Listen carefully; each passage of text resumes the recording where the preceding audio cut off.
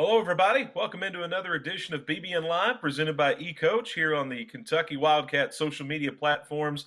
You can find us on Twitter and on Facebook.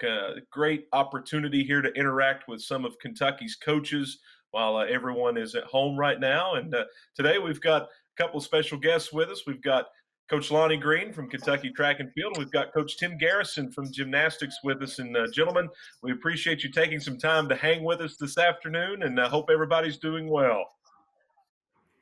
Doing well. Thank you. Thank you very much. Appreciate you. Yeah, absolutely. We've got a lot of kids that are with us here this afternoon, so I thought it would be fun to kind of take both of you back to the days when you were in school and let us know some of your favorite subjects. Coach Greene, we'll start with you. What were some of your favorite subjects when you were in school? I would think that it would have to have been history, and I think it was due strictly to the teacher. I thought Mr. D, and I'm friends with him to this day. He just made it fun. He made it interesting. He made learning something I would not naturally pick up and read fun, and for that, it became one of my favorite subjects.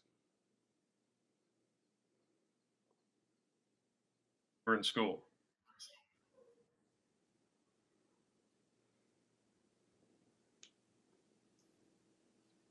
I'm sorry if you asked me a question. I missed the question altogether. I just heard about I heard school. Yeah, I was just asking you what were some of your favorite subjects when you were in school. Oh, yeah. I tell you, I always liked English, which sounds kind of funny, but I really enjoyed reading, and I've always enjoyed writing, and I enjoy writing to this day. So something that had a lot of great teachers with it, but I just enjoyed losing myself in a book.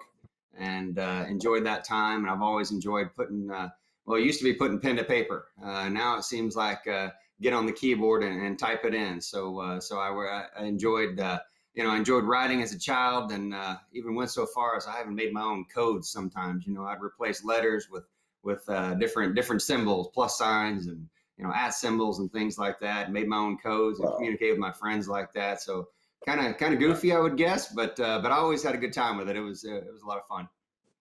So is that something Big Blue Nation may not know, that you might have created your own language when you were younger?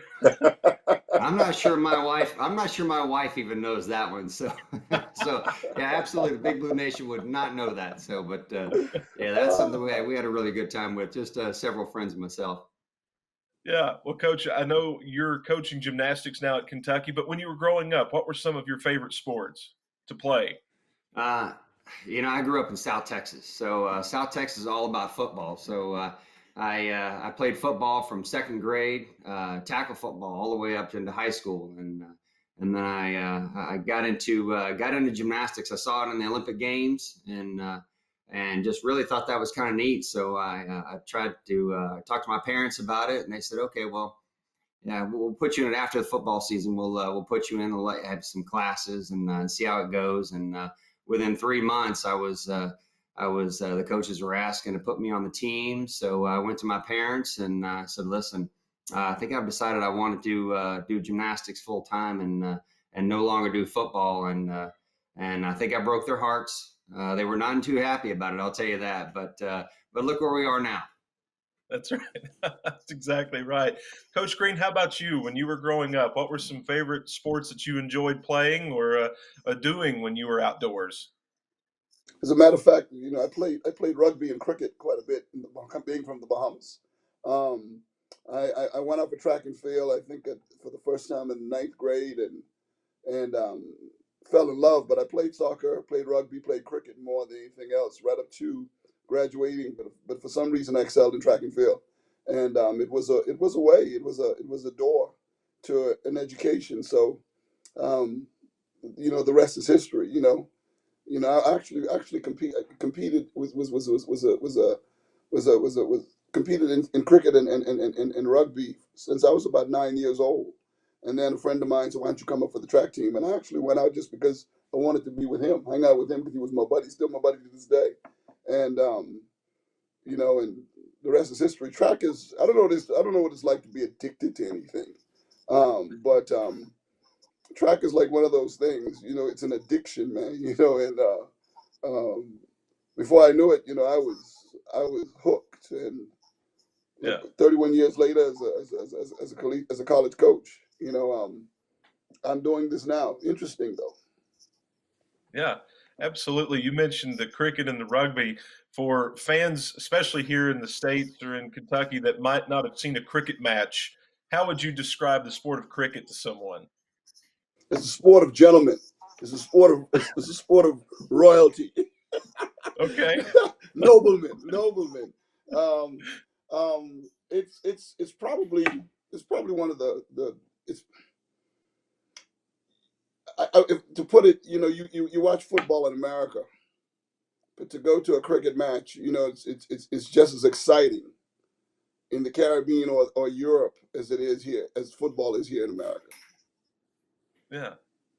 That's the best So, way I can and I'm describe it. my very limited knowledge of the sport of cricket is you have a bowler, right? But it's not like the sport of Yes. bowling, but it's also, is it kind of like baseball, but it's not baseball, right? You have a Yes, it batter. is. It's like baseball, but it's not baseball. You ever Right. played? You ever played? I don't know what you say here in America with bat and ball in the street. Stick ball in the street. Mhm. Yeah, stick ball. Very Yeah. similar. You know what I mean? That's the best way I can describe it. Because if I go into details, I think I would leave. People would be more confused about it than than they with the limited knowledge they have. But that's the best way. That's the best comparison I could give it. Coach Garrison, I think once we get out on the other side of this pandemic and we have a little more time to be outside and around each other, I think we need to get Coach Greene to teach us how to play cricket. That Now works that for would be me. fun. That would be Yeah, fun. that works. Okay. And maybe some kickball too. We'll do cricket That Yeah. and would be good. kickball. How about that? That would be good. Well, guys, right now, as we mentioned, everybody's at home with their families trying to wait through this pandemic. And I know you each have children. Coach Greene, I think you have some grandchildren as well, right? I do. And so what are some things, some activities that you can do with your family uh, at this point during this pandemic? Coach Garrison, we'll just go to you first. What are some things that you're doing right now with your family while you're home? We've gotten out the board games, dusted them off, and played a pretty mean game of Monopoly. It started out, it was pretty civil, and then as we got into it, it got pretty vicious. We're putting hotels or houses, and then building up to hotels, and charging people rent and all that stuff, and so that's been fun, and just trying to play different video games. Then when we can get out, obviously. Taking them on walks, getting the scooters out, letting them cruise around the neighborhood, and keeping our distance naturally from folks. So we had to cross the street a bunch of times just to do what we need to do responsibly with social distancing, and getting the bikes out, letting them ride bikes, and just having a good time. And having fire pits out back, and just enjoying a lot of time together. I think our kids and our animals have been the biggest beneficiaries of this deal, because it is, when you're in season, you're pin your ears back and you go, and even when you're at home, you're not always as present as you would like, but now with this, we're definitely more present now, and have some time to give to those that need us the most. I imagine during this time as well, whether it's a daycare or a school teacher, you become a little more appreciative of the jobs that they do every day, right? Well, I'll tell you what, I'm the principal and teacher of our 10-year-old now. I've taken over that role, and my wife has our 6-year-old. Our 17-year-old's taking care of herself and doing a great job. I think my wife and I are going to have to switch, though, because the assignments of a fourth grader, pretty substantial assignments. The assignments for a 6-year-old. I mean, I can color like a champ. So I think I might switch over and be our 6-year-old's teacher this next week after they get off of spring break. We have a little bit of a reprieve right now because they're on spring break. Next week we got to go back to it, and man, I tell you what, it's been a bit of a chore. So yeah, much appreciation to the teachers out there. Salute, hats off to you. You do an amazing job. I don't know how you do it with more than one, because that one has been a struggle for me. Coach Greene, how about you? How are you and your family? What are some things you're doing while you're at home during this pandemic? Well, I'm not like Tim. I hate board games. I just think board games suck. I'm telling you, my wife for years, man. let's play Monopoly, let's do this, let's do that. I just hate board games, and I have more fun watching them play, just sitting there watching them than probably they themselves actually engaging or participating in the game. I hate board games. For us, we've been locked inside. I mean, I'll go out for about 45 minutes to an hour. We'll go out. Just for some type of activity and exercise. And then we come back in. To be very honest with you, there's so many unknowns to this pandemic. You just don't. You get a little paranoid. You don't want to take any risk. Right. And then it hit home earlier when a good friend of mine who thought he just had a flu, had this bug, and he went home to be with the Lord. So it Wow. made it real personal for us. So we're staying put. You know what I mean? I wish my grandkids were here, and maybe I would have engaged in some type of board games, even though I hate it. Because of them, I would do it. But they're in Memphis, with my daughter.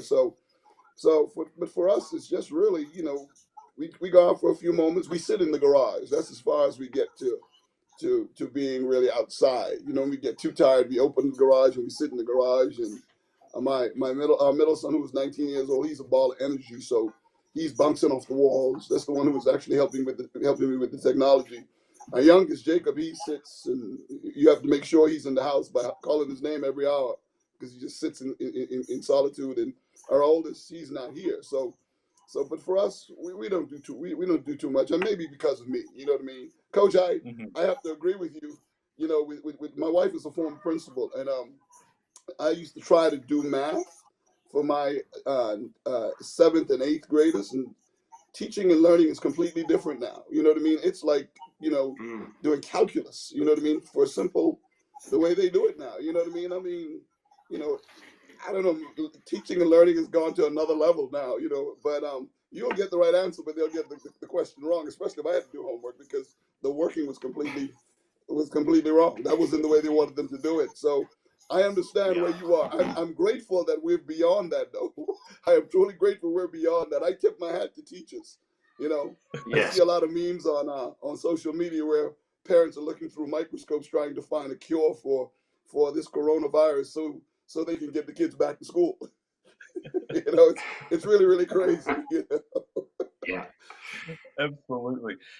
Coach Greene, you mentioned that your grandkids aren't with you right now, but through the use of technology, how much does that help you get to see them, whether it's a FaceTime or even a phone call, just to find another avenue to visit with them while they're away and while you can't see them? How much does that help?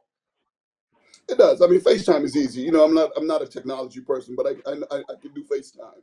And my youngest grandson Eli, he knows how to call, so he'll call, and we'll talk. Our middle grandchild, Caleb, the other day, what was funny, before they shut the schools down, he bit a kid because the kid had a toy that Caleb thought was his toy, but everybody's toy is Caleb's toy, you know. So, but he's really, really sharp.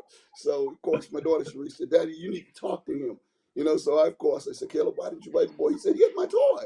I said, "No, that's not your toy. It was his toy." He said. Then he thought about it for a split second. He said, "You think my mama gonna whoop me?" I said, "Yeah, I think she's gonna spank you." And then about 2 seconds later, he said, "Can I come to your house right now?"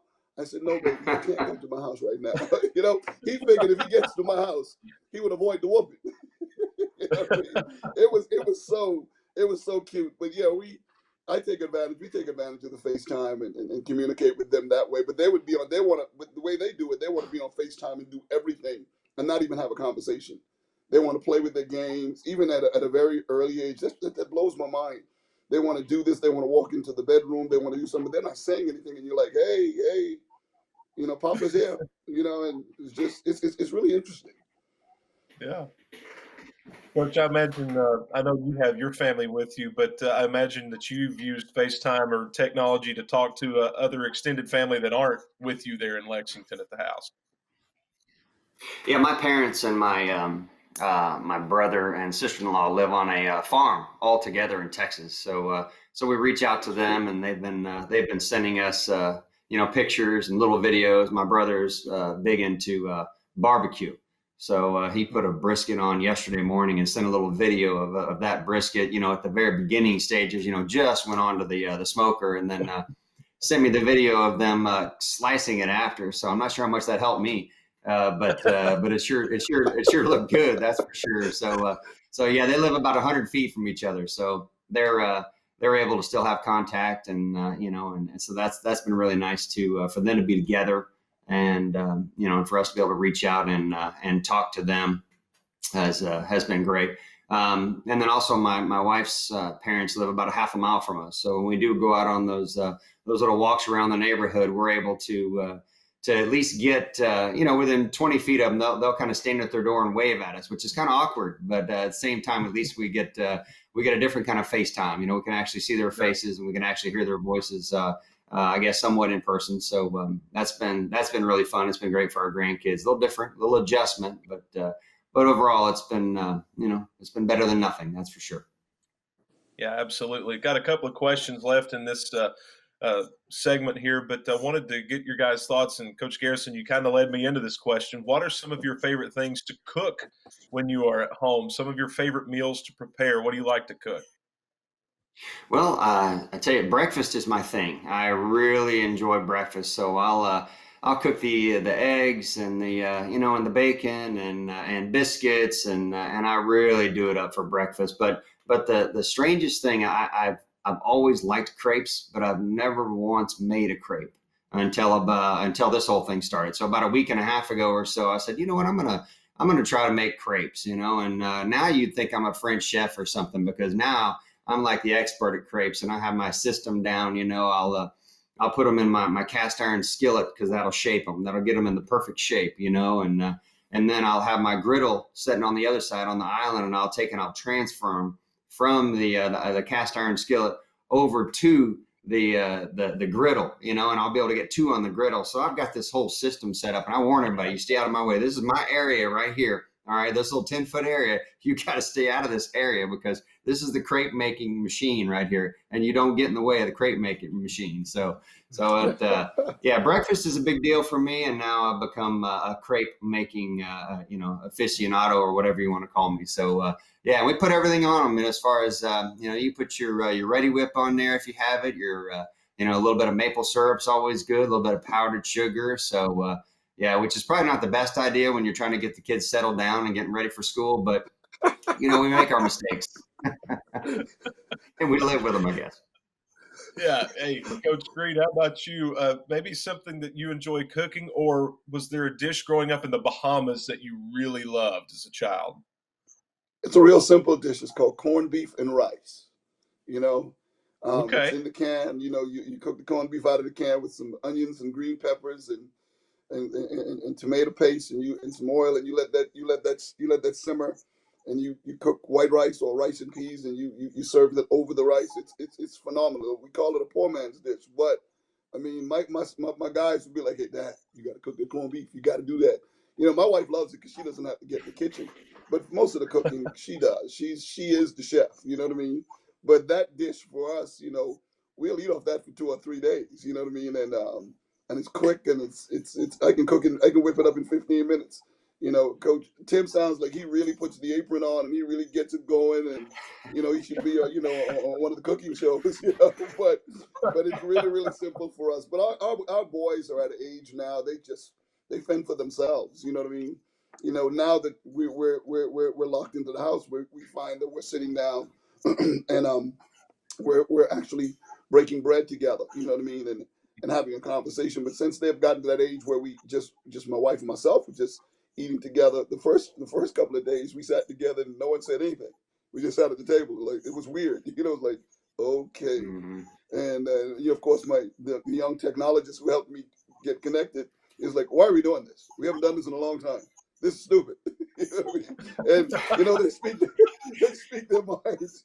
So I'm like, yeah, it's a little weird, but we'll get used to it again. But when they were younger, we all sat down together. You know what I mean? And ate. But it's interesting for me. But it's a simple dish. It's real simple. Corned beef and rice. I might put a vegetable with it, a green vegetable with it sometimes, and sometimes we just go corned beef and rice. I like that. Simple and quick. That's my speed right Mm-hmm. there. Nice. All right, guys. I know there's probably some young athletes here watching us right now, so I wanted to ask you, other than athletic ability, and Coach Greene, we'll start with you. What are some traits that you look for in the student athletes that you recruit for the track and field program? Work ethic. That's the big thing for us. In my mind, as I tell people, and this is no knock on any other sport. Track and field is in my mind is the purest sport known to man. In my mind, because no matter what we do, what you put into it is what you'll get back from it. It's just what it is. And you can meet a young man or woman who's very talented, but if they don't have a work ethic, it's that's a mountain to climb to get them to that place. I always tell people, it's hard to beat talent when talent prepares.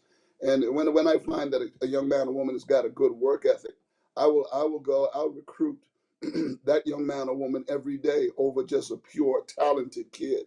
Now, don't get me wrong, the talented baby will get you from point A to point B pretty quickly, but and pretty a lot more a lot easier. But give me the kid who's got a work ethic and got discipline, and I'll take that young man or young woman any day.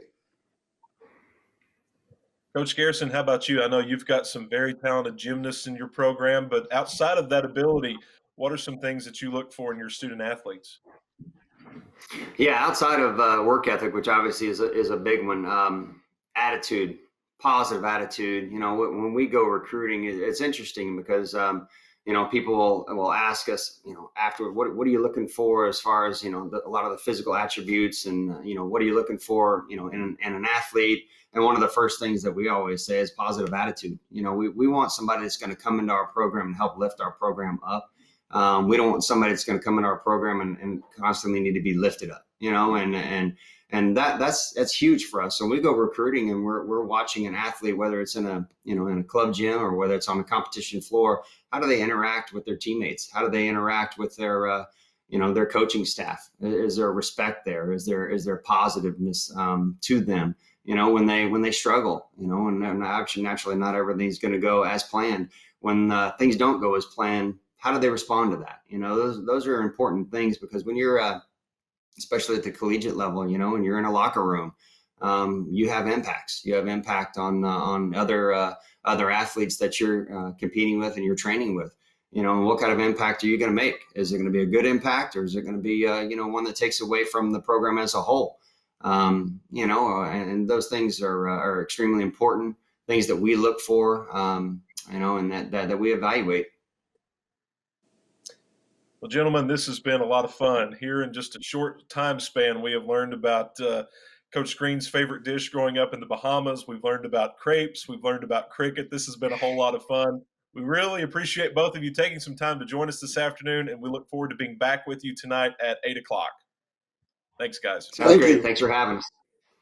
All right, this has been BBN Live, presented by ECoach. Remember, come back with us tonight at 8 o'clock. We'll have more with Coach Greene and Coach Garrison as well here on BBN Live, presented by ECoach.